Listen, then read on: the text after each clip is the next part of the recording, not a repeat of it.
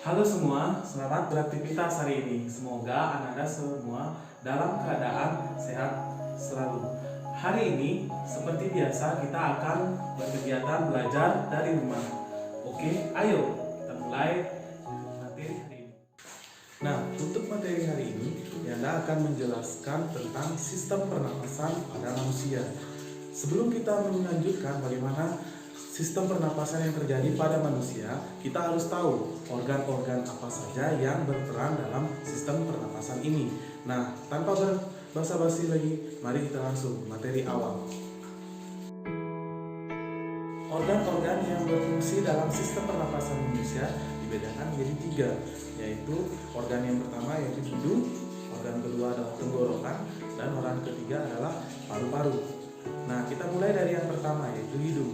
Hidung memiliki bagian-bagian diawali dengan lubang hidung yang berfungsi sebagai tempat pertukaran udara. Jadi udara itu masuk dan udara itu keluar. Yang kedua itu adalah rongga hidung. Rongga hidung ini adalah yang menghubungkan antara hidung kita dengan tenggorokan. Nah, yang ketiga itu sektum hidung yang ada di sini. Itu berfungsi untuk membelah hidung menjadi 2 bagian, dan juga dalam sektum hidung ini terdapat lendir yang berfungsi sebagai pengatur suhu pada rongga hidung. Nah, setelah itu kita lanjut ke silia atau bulu-bulu halus yang ada pada hidung. Itu berfungsi sebagai penyaring debu atau kotoran agar tidak masuk bersama udara ke dalam paru-paru. Nah, di atas silia itu terdapat yang namanya saraf pembau. Nah, saraf pembau ini adalah pengirim rangsangan ke otak agar kita bisa dapat membedakan bau. Nah, dan bagian terakhir itu adalah selaput lendir. Nah, selaput lendir ini apa? Selaput lendir ini adalah selaput yang menghasilkan ingus. Nah, jangan meremehkan ingus. Ingus itu dapat mencegah infeksi dari kuman, sehingga kita bisa terhindar dari sakit. Makanya kalau perubahan suhu, ingus itu akan mengental atau mencair. Nah, itu peran dari bagian hidung. Kita lanjutkan ke bagian kedua.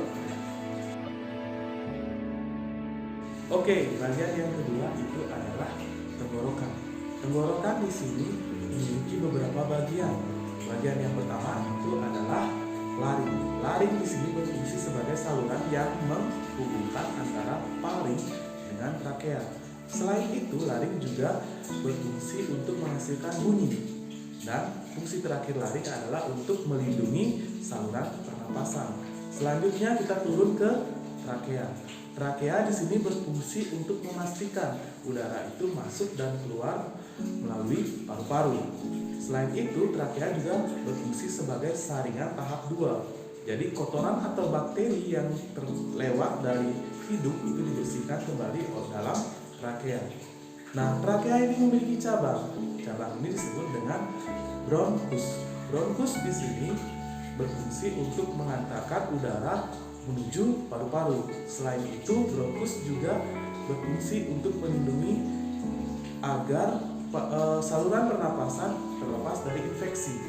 Dan yang terakhir itu adalah bagian dari bronkus atau cabang dari bronkus, itu disebut dengan bronchiolus. Bronchiolus di sini adalah saluran yang mengantarkan langsung udara ke paru-paru, sekaligus adalah saluran yang mengontrol banyak dan sedikitnya udara itu masuk ke dalam paru-paru kita. Bagian terakhir yang kita akan bahas dalam sistem pernapasan manusia itu adalah paru-paru. Paru-paru di sini merupakan tempat pertukaran antara oksigen dan karbon dioksida. Nah, di mana oksigen itu masuk melalui hidung menuju paru-paru, dan setelah dari paru-paru akan dibawa ke pembuluh darah ke seluruh tubuh kita. Setelah dari pembuluh darah, oksigen akan berubah menjadi karbon dioksida. Karbon dioksida ini akan dibawa ke pembuluh darah menuju ke paru-paru, lalu dikeluarkan melalui hidung kita. Ada beberapa bagian penting dalam paru-paru. Yang pertama itu adalah pleura. Pleura di sini adalah lapisan paling luar, paling tipis dalam paru-paru. Pleura berfungsi untuk menjadi pelumas dalam kontraksi paru-paru saat memutar udara atau saat kita bernapas. Jadi agar paru-paru tidak terluka saat kita bernapas karena terkena tulang rusuk, itu terdapat pleura sebagai pelumasnya. Selain itu ada alveolus.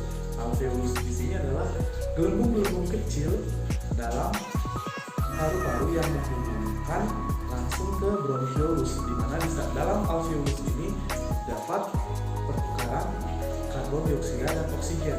Yang akan dibawa ke tubuh adalah oksigen dan yang akan dibawa keluar adalah karbon dioksida. Nah, itu adalah bagian-bagian penting dalam sistem pernapasan manusia. Pembelajaran hari ini bisa bermanfaat untuk kita semua. Nah, akhir kata yang saya ucapkan terima kasih dan kita akan berjumpa kembali di kegiatan berikutnya. Sampai jumpa.